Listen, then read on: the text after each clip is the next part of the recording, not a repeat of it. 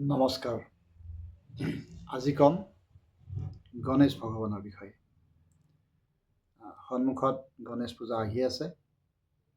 অহা 1 ফেব্ৰুৱাৰীৰ দিনৰ 2:17 গণেশ পূজাৰ পুণ্যতিথি মিলিব আৰু 2 ফেব্ৰুৱাৰীৰ দুপৰীয়া 12:12 গণেশ চতুৰ্থীৰ তিথিটো থাকিব। বিভিন্নজনৰ মনত সংশয় হৈছে প্ৰকৃততে গণেশ পূজা কোনদিনা হ'ব।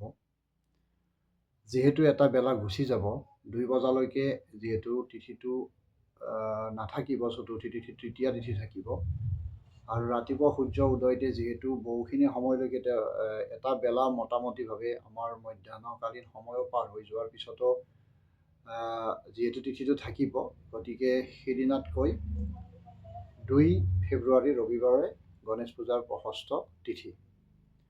সেই মৰ্মে সৰস্বতী পূজাৰ তিথিটো এনেকুৱাকৈ মিলিছে। গণেশ পূজা যিদিনা হ'ব সেইদিনাই সৰস্বতী পূজাৰো 2 ফেব্ৰুৱাৰীৰ দিনাই ৰবিবাৰৰ দিনাই সৰস্বতী পূজাৰ তিথিটো মিলিছে। 12:12 পৰা পিছদিনা মোটামুটি 10 বজালৈকে পঞ্চমী তিথি থাকিব, অৰ্থাৎ 3 ফেব্ৰুৱাৰীৰ দিনা। গতিকে 3 ফেব্ৰুৱাৰীত সৰস্বতী পূজা, 2 ফেব্ৰুৱাৰীত গণেশ পূজা। বিভিন্নজনে গণেশ পূজাৰ দিনাও সৰস্বতী পূজা কৰিব, যিহেতু তিথিটো 12:12 আছে। আৰু পাৰি, নোৱাৰি বুলি কোনো কথা নাই। 12:12 পাৰি। তিথিবিলাকৰ ক্ষেত্ৰত এনেকুৱা অসুবিধা হ'লে কেতিয়াবা এনেকুৱা ধৰণৰ পূজাবিলাক কৰিবলগীয়া পৰিৱেশ হয়। যেনেকৈ এইবাৰ দুৰ্গা পূজাৰ সময়তো আমাৰ তেনেকুৱা তিথিয়ে হৈছিলে। অষ্টমীৰ দিনাই নৱমী, নৱমীৰ দিনাই দশমী। গতিকে ইয়াত বিভিন্নজনে বিভিন্ন সময়ত মত দিয়ে। যিহেতু তিথিটো 12:12 লাগিছে, সেইদিনাও কৰিলে কৰিব পাৰি। আৰু পিছদিনা 3 ফেব্ৰুৱাৰীৰ দিনাও সৰস্বতী পূজা কৰিব পাৰি, দিনভৰ কৰিব পাৰি, কাৰণ সূৰ্য উদয়তে যিহেতু তিথিটো পাইছে। এটা কথা হ'ল গণেশ ভগৱান সম্বন্ধীয় কথা। গণেশ ভগৱান সম্বন্ধীয় বিভিন্নজনে আমি জানো যে গণেশৰ মূৰটো শনি ভগৱানৰ কপদৃষ্টিত ছিঙি পৰিছিল।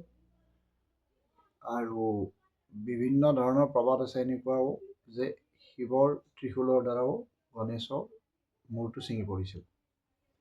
দুয়োটা কথাই মানিব লাগিব, যিহেতু কোনো প্ৰমাণিক কথা নাই। আৰু আমাৰ সনাতনী সংস্কৃতিৰ কিছুমান গ্ৰন্থত এনেকুৱা ধৰণৰ কথাবিলাক, যিখন গ্ৰন্থ এতিয়া শিৱপুৰাণ মতে শিৱই বধ কৰিছিল। পুৰণি দিনত হাতীৰ বৈশিষ্ট্য থকা এটা অসুৰ আছিল। সেই অসুৰজনৰ নাম আছিল গজাসুৰ।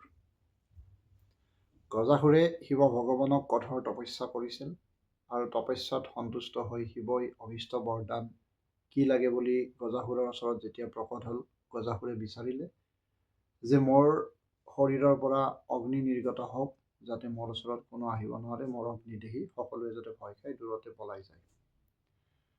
শিৱই ক'লে তথাস্তু। সেই মৰ্মে গজাসুৰৰ শৰীৰৰ পৰা অগ্নি নিৰ্গত হ'বলৈ ধৰিলে। আৰু তৎসত্ত্বেও অভীষ্ট বৰদান পোৱাৰ পিছতো পুনৰ গজাসুৰে আকৌ শিৱক কঠোৰতকৈ কঠোৰ তপস্যা কৰিব ধৰিলে। পৰৱৰ্তী সময়ত শিৱই আকৌ প্ৰকট হ'ল, আকৌ ক'লে তোমাৰ আৰু কি বৰদানৰ প্ৰয়োজন, এইমাত্ৰ কিছুদিন আগত বা কিছু সময় আগত তোমাক অভীষ্ট বৰদান মই প্ৰদান কৰিছোঁ, তাৰপিছতো তুমি আকৌ কিয় তপস্যা ভংগ নকৰি পুনৰ মোকেই আৰু কিয় তপস্যা কৰি আছা। তেতিয়া গজাসুৰে ক'লে মোক আৰু এটা অভীষ্ট বৰদান লাগে। শিৱই ক'লে কি বৰদান লাগেনো? গজাসুৰে ক'লে যে আপুনি মোৰ পেটতেই জীয়াই থাকক, মোৰ পেটৰ ভিতৰত আপুনি জীয়াই বসবাস কৰি থাকক। শিৱই আগবৰ নাভাবি তথাস্তু বুলি ক'লে। যথা সময়ৰ পিছতেই শিৱ গজাসুৰৰ পেটত সোমাই পৰিল। আৰু তাৰ পিছত বহুদিন ধৰি যেতিয়া শিৱৰ কোনো ধৰণৰ সংসূত্ৰ নাই, তেতিয়া দেৱী পাৰ্বতীয়ে চাৰিওফালে বিচাৰ খোচাৰ কৰিও একো উপায় নাপায় বিষ্ণুৰ দিহা মৰ্মে বিষ্ণু ভগৱানৰ ওচৰত দিহা বিচাৰি গ'ল। আৰু বিষ্ণুৱে তেতিয়া শিৱৰ বাহন নন্দী বৃষভক এগৰাকী মহৰ নিত্যৰতা অৱস্থাৰ মহলৈ ৰূপান্তৰিত কৰিলে। আৰু বিষ্ণু ভগৱানে নিজে বাহিবাদক হ'ল গজাসুৰৰ ওচৰলৈ গ'ল। আৰু গজাসুৰৰ ওচৰৰ সেই নিত্যৰতা মহটোৱে নৃত্য কৰিব ধৰিলে নন্দীয়ে। আৰু ভগৱান বিষ্ণুৱে বাঁহী বজাই বজাই তেওঁক মোহিত কৰি তুলিলে। ভগৱান বিষ্ণুৰ বাহিপাদনত তেওঁ সন্তুষ্ট হৈ এইবাৰ গজাসুৰে বাহিপাদক ৰূপী বিষ্ণুক বৰদান দিবলৈ উদ্যত হ'ল, আপোনাক কি বৰদান লাগে তোমাক বিচৰা বুলি। তেতিয়া বিষ্ণুৱে ক'লে যে তুমি তোমাৰ পাকস্থলীৰ ভিতৰত থকা বা তোমাৰ পেটৰ ভিতৰত থকা সেইজন দেৱতাক উলিয়াই দিয়া। তেতিয়া গজাসুৰে বুজি পালে এয়া কোনো বাহিপাদক নহয়, এয়া কোনোবা চলনাময়ী ভগৱান। তেওঁ তেওঁৰ দিব্য দৃষ্টিৰে অন্তঃকৰণেৰে গম পালে এয়া স্বয়ং ভগৱান বিষ্ণু। তেতিয়া গজাসুৰেও চেক বুজি ক'লে যে মই শিৱ ভগৱানক মোৰ পেটৰ পৰা উলিয়াই দিম বাৰু, কিন্তু মোৰ মৃত্যুৰ পিছত মোৰো যেন অস্তিত্ব ৰৈ যায়, তাৰ নিমিত্তে মোৰ মূৰটোত পূজা হোৱাটো মই বিচাৰোঁ। আৰু সেইমতে বিষ্ণু ভগৱানে বৰদান দিলে।